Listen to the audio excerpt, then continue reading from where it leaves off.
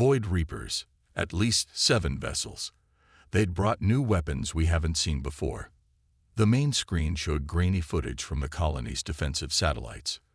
Dark ships with jagged profiles fired brilliant green energy beams that cut through Serenity's protective shields like they weren't there. Colony shields at 23% and failing, reported a technician. They're targeting the main power grid and environmental systems.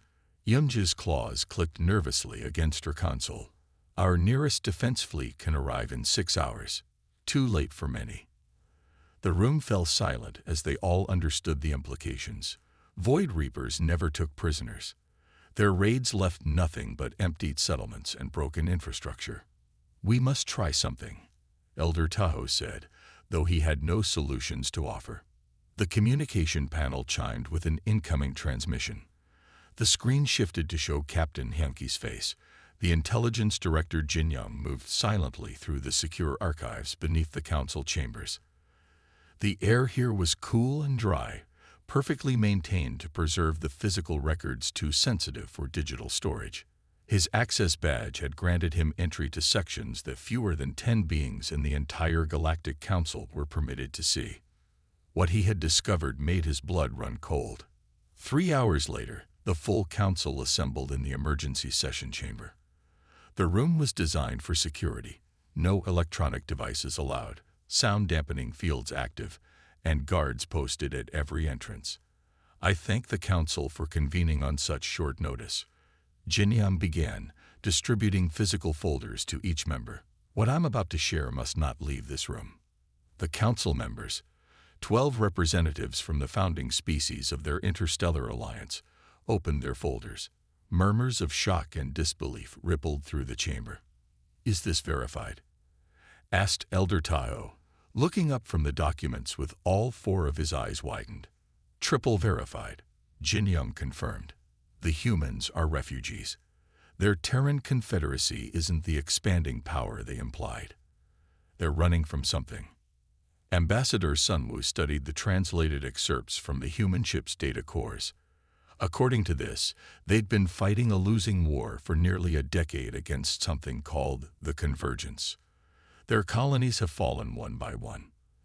The Indomitable isn't just a warship, Jin Young continued. It's an Orc. It carries comprehensive cultural archives, genetic samples from Earth's biosphere, and technical specifications for rebuilding their Elder Tahoe stood beside Captain Hyunki on the observation deck of the newly constructed defense platform. Through the massive viewports, they watched as ships from both their civilizations practiced formation maneuvers in the space below. The gleaming hulls of council vessels contrasted with the darker, more angular profiles of the human ships. 3 months ago, I would never have imagined this sight, Tahoe admitted, his voice carrying the note of wonder. Captain Hyunki nodded, his eyes following a small human fighter craft as it executed a perfect turn alongside a council patrol vessel. Necessity creates strange alliances, Elder, but I found they often become the strongest. The defense platform represented a miracle of cooperative engineering. Human weapon systems had been integrated with Council shield technology. Council biotechnology enhanced human medical facilities. The impossible had been accomplished in weeks rather than years. The vote was unanimous, Tahoe said. All Council species agreed to the Alliance Treaty. That has never happened before in our history. Fear is a powerful motivator, Hyunki observed. Not just fear, Tahoe corrected him. Hope as well. A door slid open behind them, and Senior Engineer Jinwoo entered, carrying a data tablet. He bowed slightly to both leaders. The integration of the human quantum targeting systems with our phase shields is complete, he reported. We've increased defensive capability by 300%. And the early warning network? Hyunki asked. Online and extending through the entire sector. If the convergence follows your trajectory, we'll know the moment they arrive. Jinwoo departed, leaving the 2 leaders alone again. Below them, in the main training hall, a human instructor named Minjin was teaching combat techniques to a mixed group of council species. His patient guidance was helping beings with wildly different body types adapt human fighting methods to their own physiology. Your people are remarkable teachers, Tahoe observed. Survival makes you adaptable, Hyunki replied, and willing to learn from others. He gestured toward another section of the platform, where Council biotechnicians were showing human doctors how to use regenerative compounds developed in the Andromeda sector. A soft alert sounded, and a holographic projection appeared between them, a real-time map of their defensive perimeter. All indicators showed green. Your council took a great risk accepting us, Hyunki said after a moment of silence. The convergence has destroyed every civilization that sheltered human refugees. You knew this when you voted. We did, Tahoe acknowledged. But your people offered us your technology without conditions. You shared your knowledge of the convergence's tactics. You gave us a chance to prepare. What choice did we really have? An aide approached with refreshments suited to both species biology. This simple courtesy, unthinkable weeks ago, had become routine. The convergence believes itself invincible, Hyunki said, taking a drink from the offered container.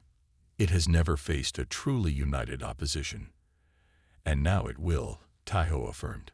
Their conversation was interrupted by the arrival of Security Director Junho and the human Chief of Operations, Soman. Both appeared energized despite obvious fatigue. The civilian evacuation protocols are finalized, Junho reported. If the convergence penetrates our outer defenses, we can move vulnerable populations to the sanctuary worlds within days. And the deep space monitoring posts are fully operational, Soman added. We've adapted Council quantum entanglement technology to create an instantaneous warning system. Captain Hyunki nodded his approval. Well done, both of you. Get some rest. After their subordinates left, Tahoe turned his gaze back to the stars visible beyond the practicing ships. Somewhere out there, an enemy neither of their civilizations had created was coming. An enemy that had nearly destroyed humanity and would certainly try to destroy the Council species for sheltering them. Do you think we can win? Tahoe asked quietly. Captain Hyunki considered the question carefully before answering. The convergence has never lost a war, but they've never faced an alliance like ours.